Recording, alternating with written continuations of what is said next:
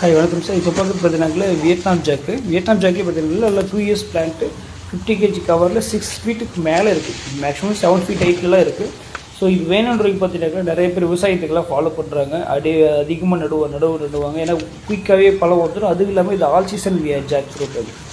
அதாவது Vietnam pink அப்படின்னு பார்த்தீங்கன்னா ஆல் சீசனில் ஒரு மேக்ஸிமம் பார்த்தீங்கன்னா ஒரு 8 கிலோ சைஸில் வந்து பழம் வரும். நல்ல எனர்ஜியாக கொடுத்து வளர்த்தோம்னாக்கா ஒரு 10 கிலோ வெயிட் வரைக்கும் வரும்.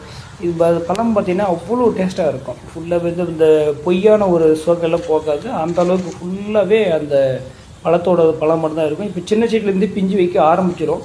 இப்போ ஒரு 1 இயருக்கு அந்த பிஞ்சு ஃபுல்லாக ரிமூவ் பண்ணி விட்டினாக்கா அந்த மரத்தோட ஹெல்த் ரெடி ஆகிடுச்ச உடனே நம்ம பழத்துக்கு விடலாம். இந்த பழம் பார்த்திங்கன்னா நீங்கள் மாடி தோட்டத்தில் கூட பார்த்திங்கன்னா ஒரு 200 லிட்டர் ட்ரம்முலெல்லாம் வச்சு வளர்த்து மாடி தோட்டத்தில் கூட வச்சு வளர்க்கலாம். நம்ம வீட்லேயே பழம் வளர்க்கணும்னு ஆசைப்படுறவங்களுக்கு இது ஒரு நல்ல ஒரு வாய்ப்பாகவும் அமையுது இந்த வியட்நாம் ஜாக்குன்றது. ஸோ வேணுன்றவங்க மறக்காமல் ஸ்க்ரீனில் இருக்கிற 2 நம்பருக்குமே வாட்ஸ்அப்பில் வாய்ஸ் மெசேஜ் போடுங்க. தமிழ்நாடு ஃபுல்லாகவே எம்எஸ்எஸ் மூலமாக பார்சல் பண்ணுறோம். நேரடியாக வந்து எடுத்துகிட்டு போகலாம். எம்எஸ்எஸில் ஒரு சில செடி டேமேஜ் வர்றதுக்கு வாய்ப்பு இருக்குது. அதனால் எல்லா செடியும் டேமேஜாக வர்றதில்லை. ஸோ அது கரெக்டாக தான் அனுப்புகிறாங்க. 1 or 2 பிரச்சனை இருக்க தான் செய்யுது. எல்லா ப்ராசஸ்லையுமே இப்போ வர தான் செய்யும். ஸோ அதனால் எல்லாமே டேமேஜ் வரதுக்கும் வாய்ப்பும் இல்லை. வேணுன்றவங்க மறக்காமல் ஃபாலோ பண்ணுங்கள். அப்போ அப்டேட் வந்துகிட்டே இருக்கும். தேங்க்யூ.